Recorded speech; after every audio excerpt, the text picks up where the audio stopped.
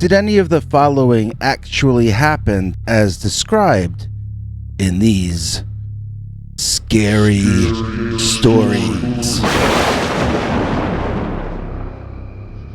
Welcome to Scary Stories NYC. I'm your old pal Bigfoot, and I'm here to introduce a very special episode. We're doing a collaboration with an excellent scary stories channel that you should check out called ZakBabyTV. I know that might not sound like the name of a scary channel, but trust me, it is. And he does a lot of Dogman stories there. In fact, he's brought a few Dogman stories here with him tonight. Also, don't forget to check out our appearance on his show, which comes out tonight, March 2nd, 2021. We've got two creepy new stories in that episode, one of which is about a dogman and a werewolf having a confrontation. You don't want to miss that one. But before we get to any of this, I'd like to start this show off with an all-new story that casts the Dogman in an entirely new light.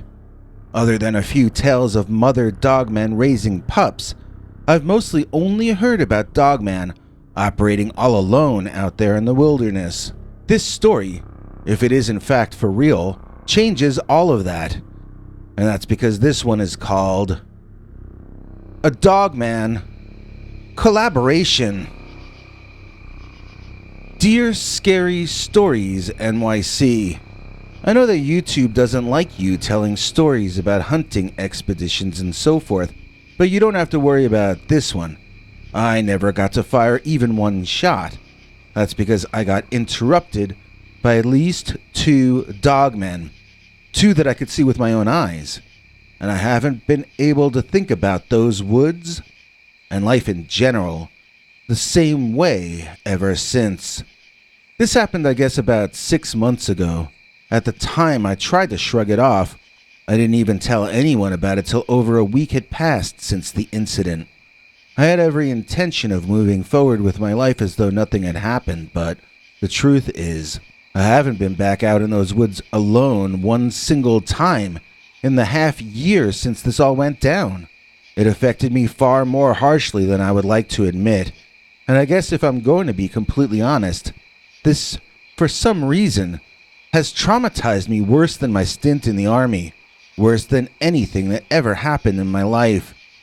This was the scariest thing that I've ever lived through, but the scariest part of all is that I now feel like a stranger in the woods.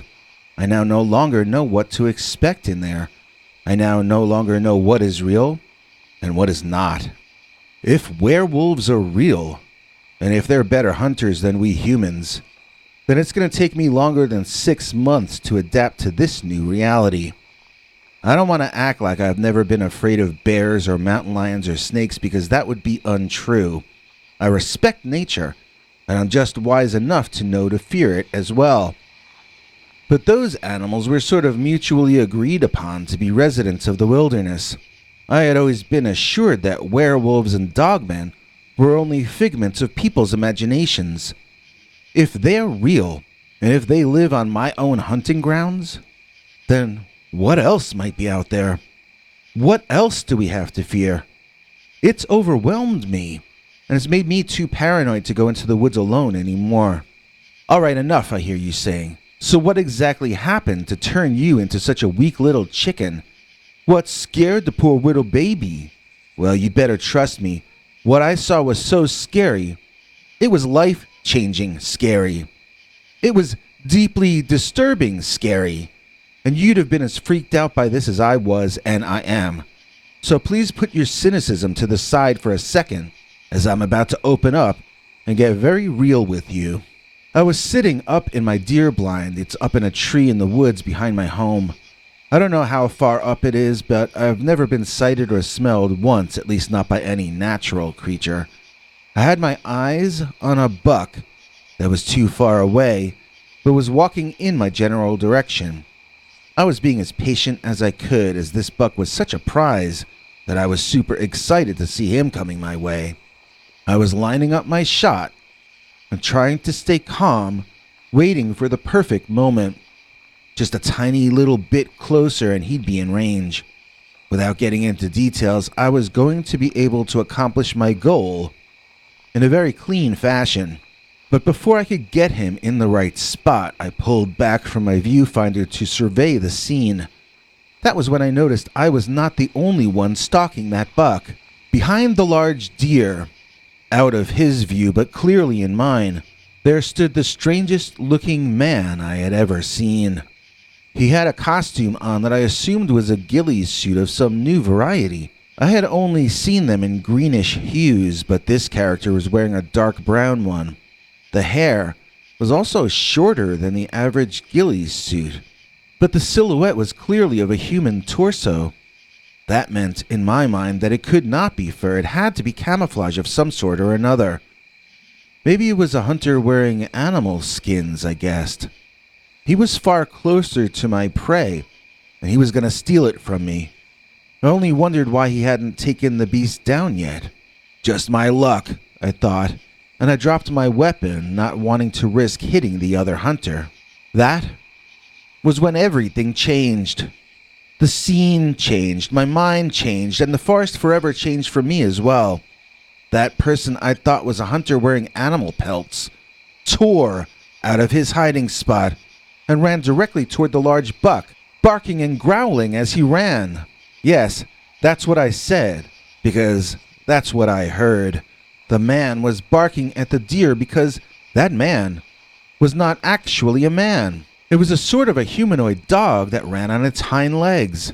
I literally dropped my rifle but caught it before it fell to the ground. I'm talking about something as tall as a tall man. He looked bigger than me, and I'm 6 feet tall. He was not wearing clothing at all, but was instead covered in fur like a dog or a bear would be. When I say it ran on its hind legs, I don't mean it walked like a bear. I mean it ran out of hiding and charged at the deer at least as fast as an athletic human being would be moving in that circumstance. This man had a dog's head. I mean, it looked just like a wild dog, and it barked and snarled in exactly that way. But this head was on 2 massive human-like shoulders. I felt like being sick. The scene I was witnessing was so completely wrong. The man-dog was creating a ruckus, and he had his arms over his head as he ran, something that a dog should not be able to do. He also was going to cause us both to lose that buck. He was just chasing it away, and it was making good its escape. And that is when the single most incredible and unexpected thing that ever happened to me played out in front of my eyes. That dogman wasn't scaring the deer off. He was scaring him directly toward another dogman. The second creature leaped out of hiding, and again, I won't get into details, but let's just say the deer was no match for his foe. With lightning swiftness, the 2 dog-headed men disappeared with their prize, with my prize, faster than any 2 men could have carried such a massive weight. And as they left, I saw the second one from behind. His legs were not normal legs. I mean, they were not normal in a human sense. Those were beast legs, like something you'd expect to see on Satan himself. I sat there for a long time after they left, finding that I had no ability to stop the tears from streaming down my cheeks. I'm not ashamed to say I cried like a baby. A silent baby, though. I couldn't move. I was frozen up there. The idea of coming down and walking through those woods was so terrifying to me that I actually considered sleeping there that night and trying again to climb down in the morning. Every leaf, every branch that I saw blowing beneath me made me jump and panic. How many more of those dogmen were down there? How many more were waiting for me to climb down out of my blind? Had those 2 really been the only ones? Was it really safe for me to come down? I never suspected that second one was there. How could I know for sure that the forest wasn't swarming with them? I sat there for a good 2 hours before I had the nerve to jump down out of that tree and run home. And the only thing that gave me the strength to do that was that I knew my wife would be getting worried about me. I wanted to see her face again so badly. I wanted to hold her in my arms again. And I wanted my life back.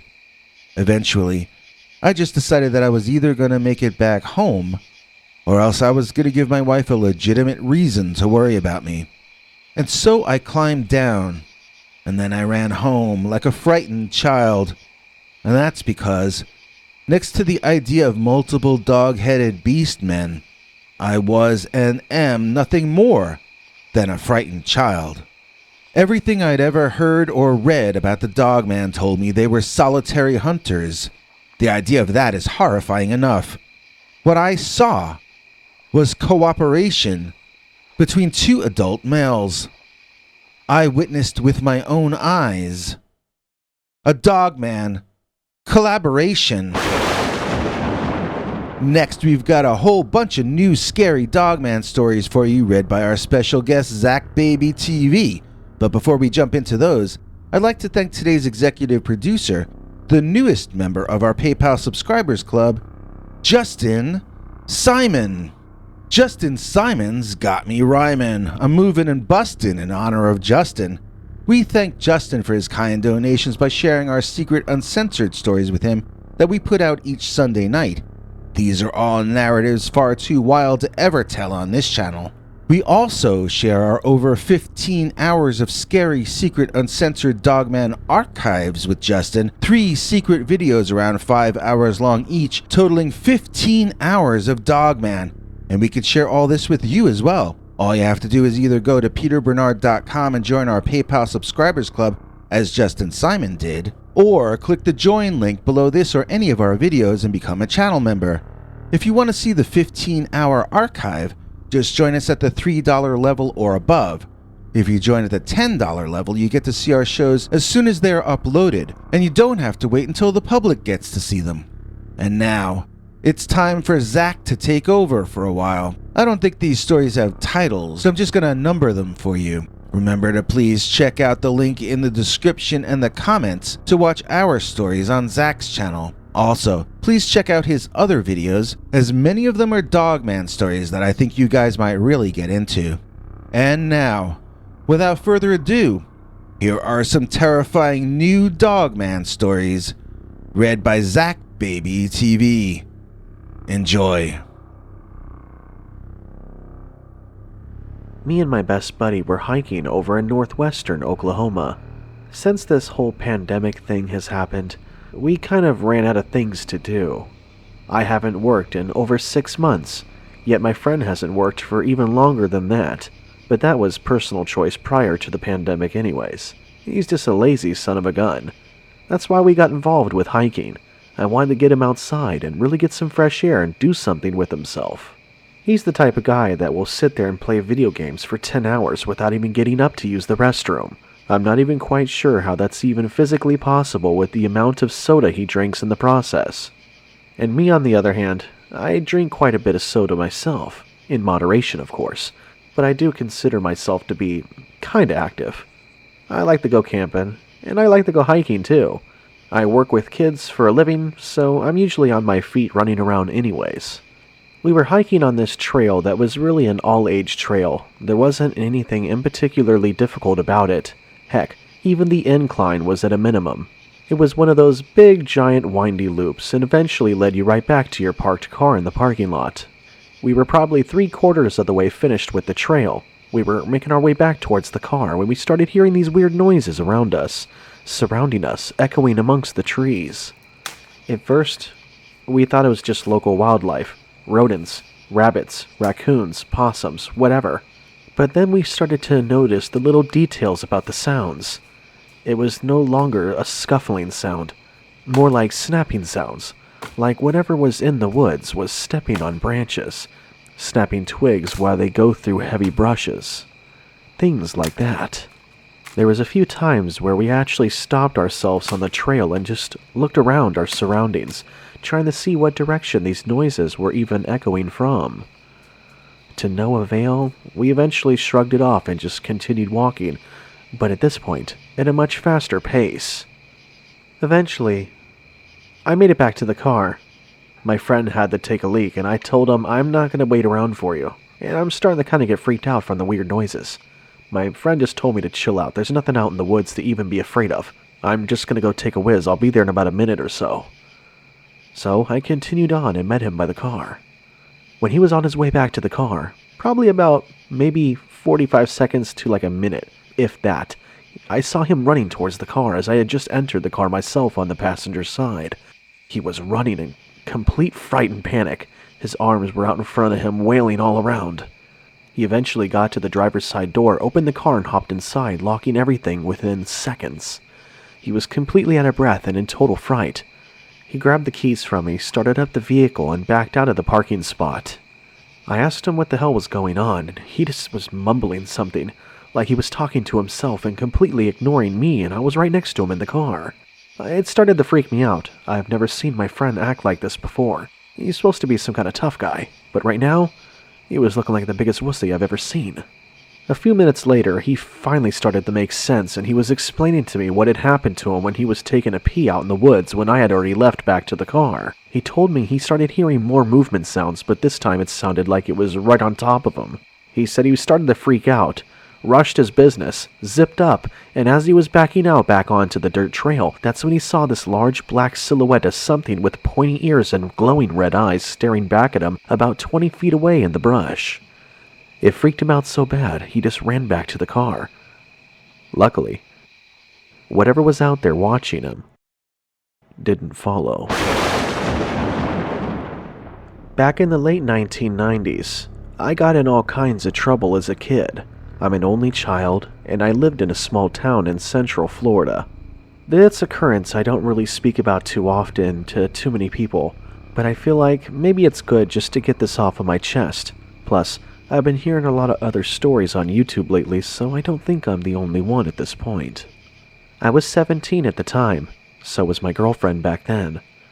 I had stolen a few beers from my stepdad's ice chest on the back patio one night and planned to have a little freaky-deaky out in the woods that was in the neighborhood.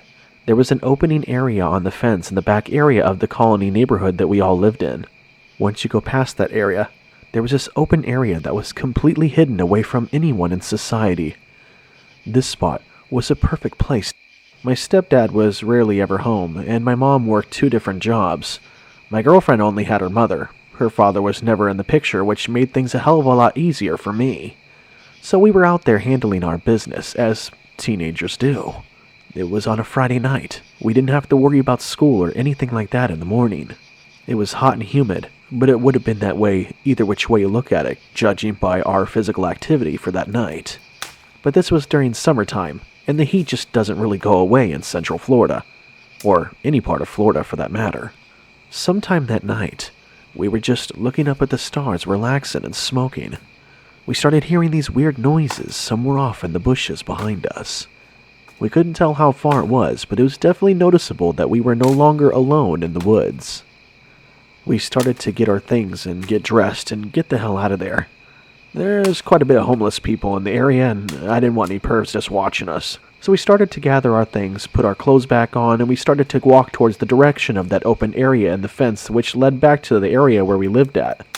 In the meantime, as we were walking, we started hearing movement in the woods. Definitely someone or something was following us in the woods, and it sounded like whatever it was getting closer. We pushed our things through, and we both crawled through the hole back into the neighborhood. As we started to cross the street, I happened to glance back at the wooded area beyond the fence line. And that's when I saw it. The black silhouette of some kind of giant dog on its back legs just staring at us, gripping on the fence with its huge-looking claw-like hands. Not paws. The weirdest part about it was, this thing was on its back legs, leaning against the fence, and its eyes were glowing. When I was a kid, I would periodically go hunting with my dad. My dad was an avid hunter that would hunt all kinds of different animals in the appropriate seasons, but there was one thing that he would hunt the most compared to any other animal: wild boar. This particular story happened when I was with him on one of his trips with a couple friends. This happened back in the day when I was an early teenager. I was 13 to be exact, and this occurrence happened in eastern Texas. Usually when I would go out with my dad, I would just carry all of his equipment with him. Spare bullets, weapons, things like that. He rarely would ever let me shoot anything. Heck, he barely even let me practice with some soda cans. But that's okay. I didn't really want to shoot any animals anyways. I was just there because he told me to be. Trying to remember this occurrence is difficult, yet at the same time, certain parts of it are clear as day still. I know we were out at night. He had a couple of his friends, and they were just doing what they do. They were hunting. I was in the back behind him, trying to keep quiet because they didn't like me making any noise. Like I said, I was 13. I was carrying some spare ammunitions in their waters, as they frequently went out in different directions in the woods hunting for these wild boar. After some bit of time, somehow I ended up lost by myself in the woods. Usually I'm pretty good about keeping up with my dad, and he checks up on me. But for some particular reason, that night, I lost my way. My dad has told me time and time again, if we ever get separated, don't keep walking. Stop and stay exactly where you are. I'll find you. He always told me that's how people venture off and get completely lost. If they keep going, they may be going in the wrong direction and they'll never find each other for several hours, or maybe not at all. He said that's why it's best just to stay put. So, that's exactly what I did. I just sat there, on a rock. There was this 2.5 foot, maybe 2 foot rock that was just out there in the dirt, and that's where I made my chair for quite a while. I lowered all the ammunition and the waters in the dirt on my right-hand side, and I just waited. It was already dark, and I was starting to get creeped out. I could hear the crickets chirping. I could hear some frogs out in the distance as well. After a while, though, I could hear some movement out in the brush and thought it was either one of my dad's friends or my dad himself. So I called out into whatever was out there in the darkness. "Dad? Somebody. It's me, Chris." Silence. All movement and any sound of any insect or anything whatsoever ceased at that very moment. It's like somebody had muted the entire forest when I called out my name. But after about a minute or so later, that silence was broken by something out there breathing heavily. And it was no man.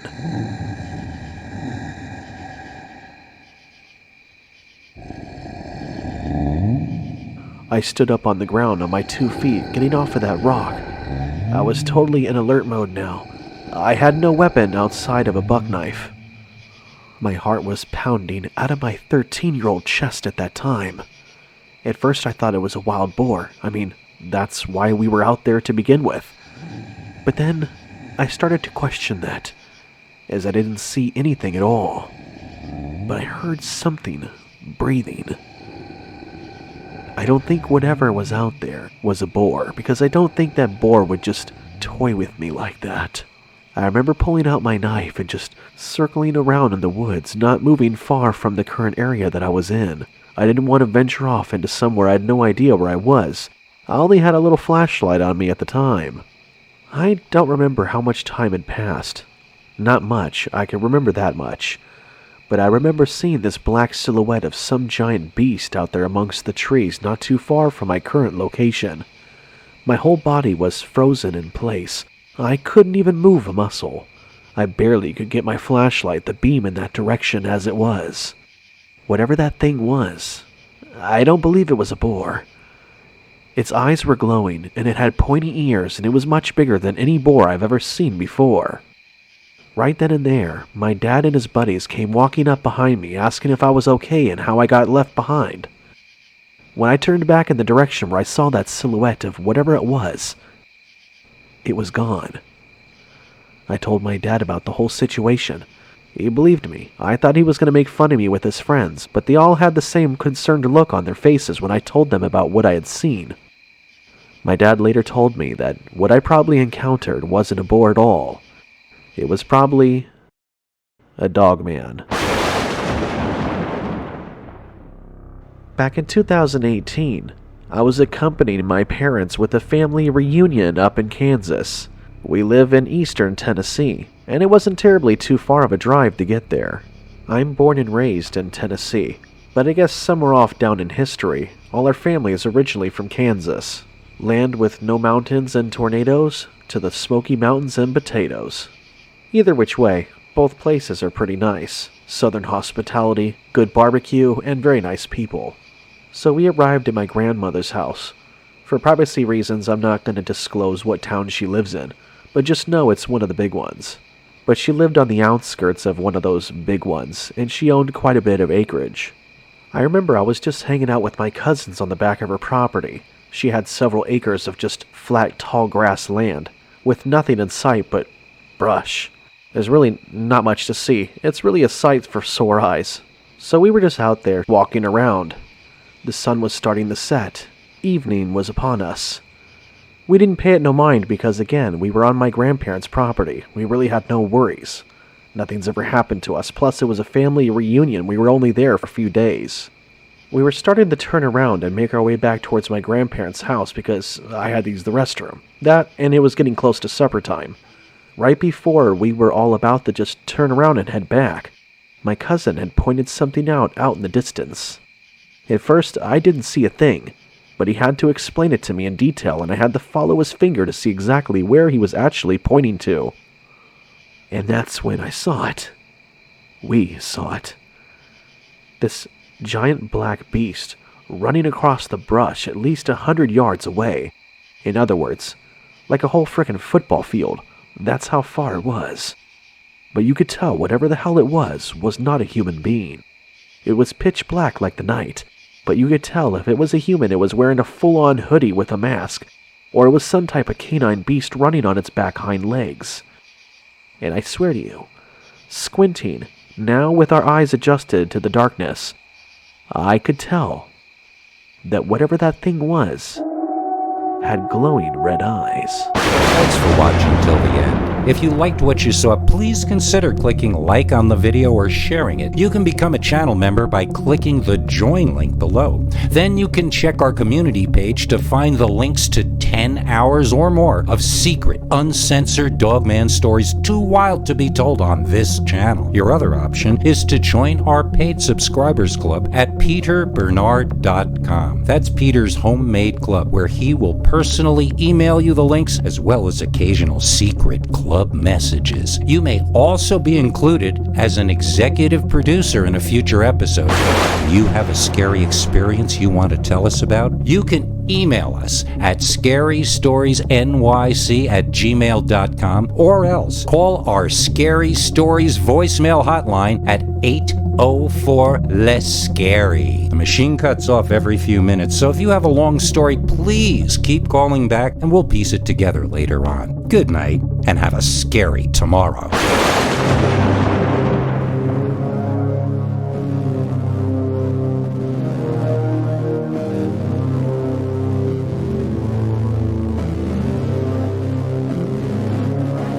Come back for more scary stories.